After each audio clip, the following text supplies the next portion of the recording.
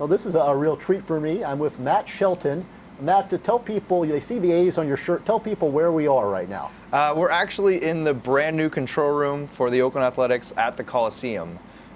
So this is, not too many people have been in here. This just opened this season with our new scoreboards, and we had a $10 million renovation.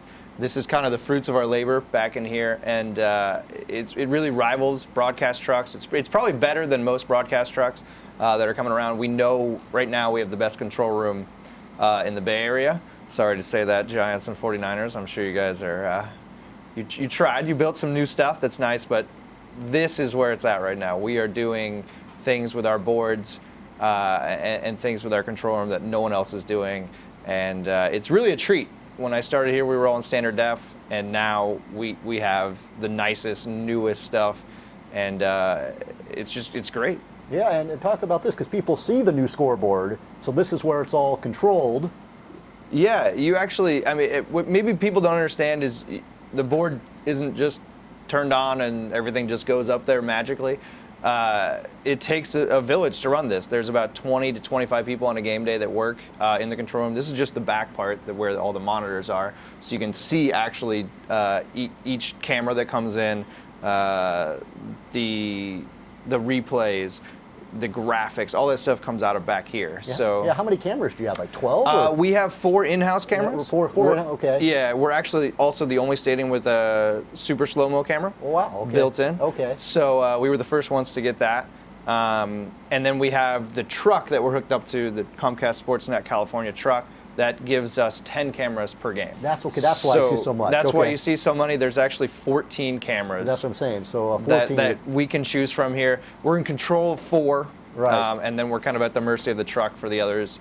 But it all comes through. These are the brains right here. Right, and you are the brain. You tell people. I told people I'm going to talk to Matt Shelton from. I'll also talk about this local roots, Alhambra High School. Yeah, I grew up in Martinez. Actually, my parents both went to Alhambra High School, and my grandmother went to Alhambra High School. So it's third generation Alhambra. I graduated in 1999.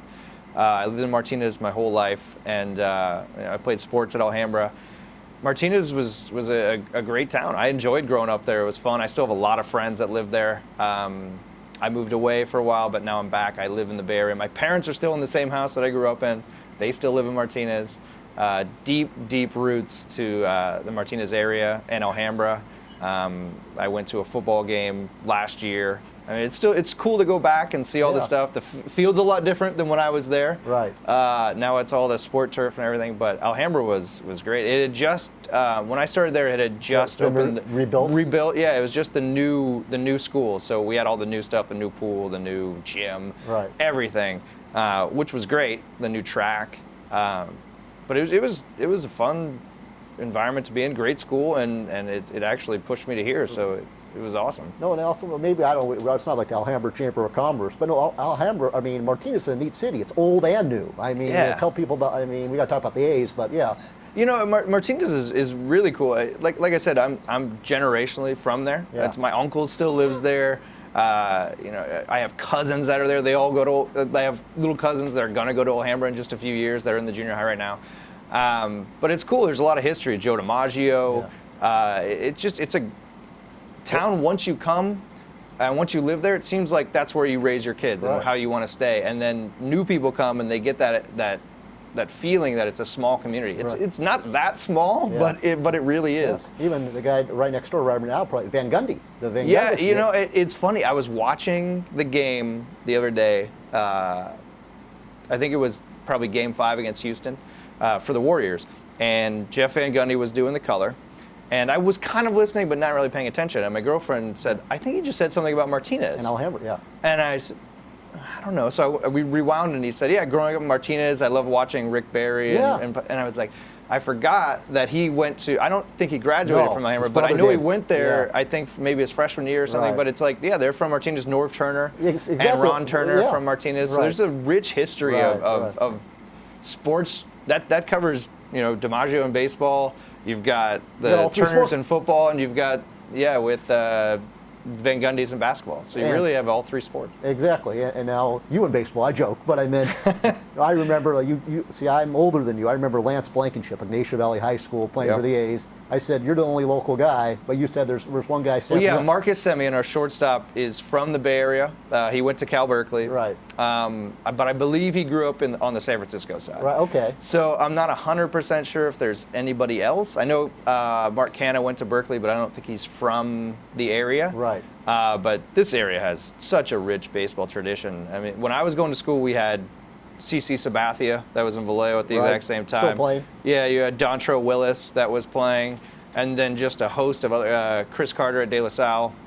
You had a lot of guys that were playing, a lot of minor league players. But, I mean, that's a Rookie of the Year and an All-Star Cy Young winner right there that we played against in high school. Right, and no, just a joke. And the other guy, I know Chris Carter. I mean, grew up, Craig Stakang in Pleasant Hill. In fact, I interviewed Chris Carter in 1999 before he went to Stanford. Yeah. And Chris played a little bit for the Red Sox. Yep, then the he Mets. played for the Mets. That's where I remember. And, it's funny, I was talking to my buddy that I played baseball with in high school, and I said, is that the guy that we played against that went to De La Salle? We played against him in American Legion and all these other things. He said, yeah, it was. And I couldn't believe it. I mean, I know he was good when we were kids, but to make the majors, you have to be an amazing ball player. I mean, I went to high school. A guy I played with that graduated the year after me, Steve Hammond, he's playing in Japan right now. Yeah.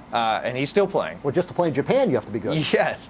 He made it all the way to AAA with the Giants. He was actually traded from the Brewers minor league system for Ray Durham, back in mid-2000s. He's a second baseman. Yeah. Ray Durham played here a little bit, too. Yeah, he did. He played for the A's, and then he went to the Giants, and the Giants traded him for my buddy.